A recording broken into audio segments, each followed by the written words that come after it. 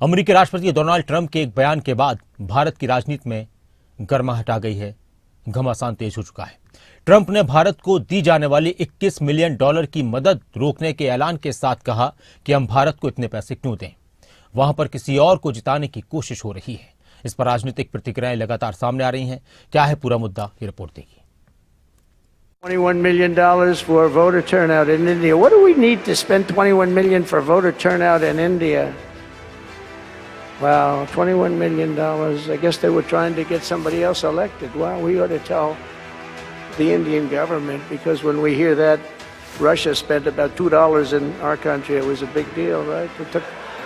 They took some internet ads for $2,000. This is a total breakthrough. $21 million for India elections.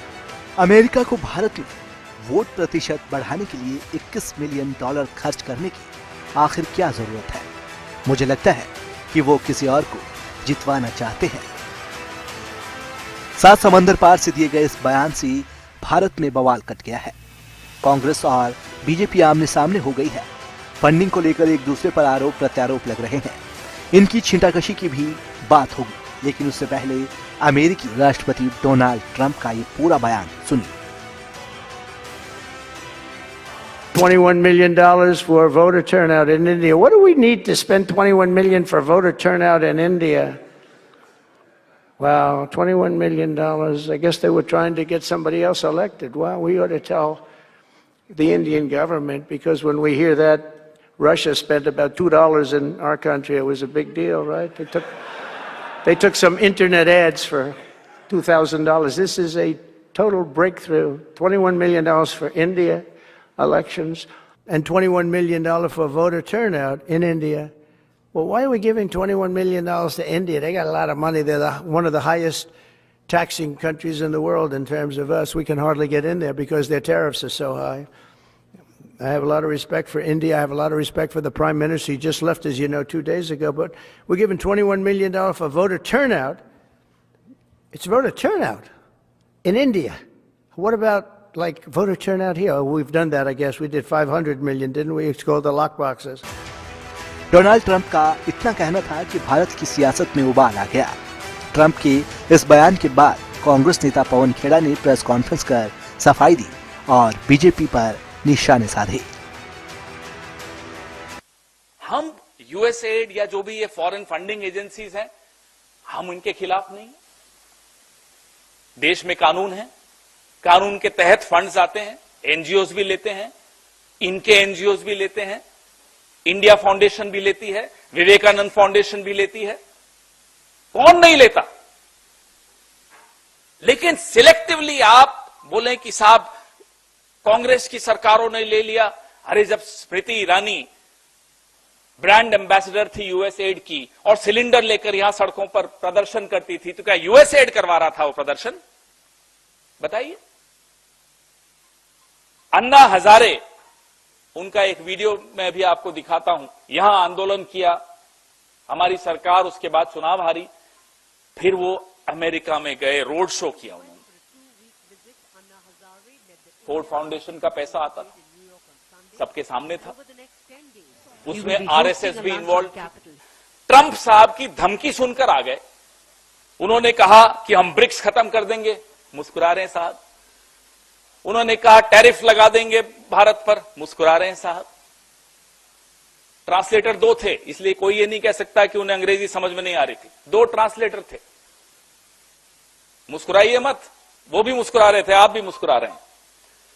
Jin F-35 विमानों को खुद वहां के Adani, America के अदानी एलॉन मस्क बोल चुके हैं कि यह कबाड़ है, वही F-35 भारत पर थोपे जा रहे हैं और साहब मुस्कुरा रहे हैं।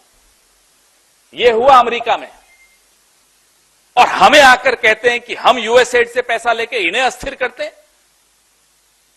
आप खुद जाकर अपनी सरकार को, अपने देश को अस्थिर कर आए हैं, उसका जवाब कौन देगा? कांग्रेस के वार के बाद बीजेपी भला पीछे कैसे रहती? बीजेपी के गौरव भाटिया ने भी कांग्रेस को खूब लताड़ा। बड़ी लाजमी सी बात है, ऐसा वो क्यों करते हैं? सबसे पहला कारण यह है कि मोदी जी से नफरत करते करते वो अब भारत से नफरत करने लगे, यहां के नागरिकों से वो नफरत करने लगे। मोदी जी को वो अपनी क्षमता से, जो उनकी लोकप्रियता बची नहीं है, उससे हरा नहीं सकते, इसलिए विदेशी ताकतों का वो सहारा लेते हैं।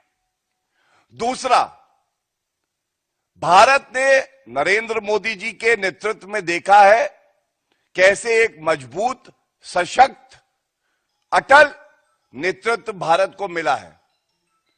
ये राहुल गांधी को कतई पसंद नहीं है, और मैं बड़ी जिम्मेदारी से कहता हूं, इसीलिए राहुल गांधी भारत से, संविधान से, नागरिकों से गद्दारी कर रहे हैं, और अभी मैं आपको इसका प्रमाण आगे और दूंगा।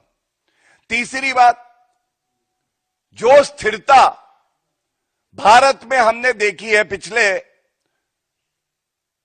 लगभग अब 11 साल होने आए हैं, यह स्थिरता कांग्रेस पार्टी को पसंद नहीं है, क्योंकि उनको दलाली की और रिश्वत लेने की आदत पड़ गई थी। बात यही नहीं रुकती। बीजेपी के और कई दिग्गज नेताओं ने कांग्रेस पर निशाने साधे और तीखे सवाल किए।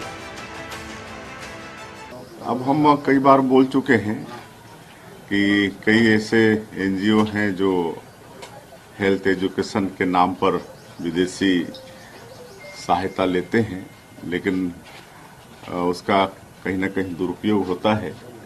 हेल्थ एजुकेशन के आड़ में धर्मांतरण का खेल होता है, जो कि उचित नहीं है और ये बंद होना चाहिए। यूपी के उप मुख्यमंत्री केशव प्रसाद मौर्य ने सीधे राहुल गांधी को घेरा और पूछा कि अमेरिका से फंडिंग लेकर नरेंद्र मोदी को पीएम बनने से रोकने के लिए आखिर क्या साजिश की जा रही है। पहले श्री राहुल गांधी जी ये बतावें, अमेरिका से पैसा लेकर के, विदेशियों से पैसा लेकर के माननीय प्रधानमंत्री नरेंद्र मोदी जी को प्रधानमंत्री बनने से रोकने के लिए ये कौन सी चाल है, कौन सी साजिश है, क्यों ऐसा हुआ है? गौरतलब है कि 16 फरवरी को एलन मस्क की अगुवाई में डिपार्टमेंट ऑफ गवर्नमेंट एक्सपेंडिचर ने विभिन्न देशों को दी जाने वाली अमेरिकी फंडिंग रोकने की घोषणा की थी। इसमें भारत में मतदान को बढ़ावा देने के लिए दी जाने वाली $21 मिलियन की सहायता राशि भी शामिल है। हालांकि अब इस फंडिंग को रोक दिया गया है, जिसके बाद भारत की सियासत गर्मा गई है। डेस्क रिपोर्ट, खबर अभी तक।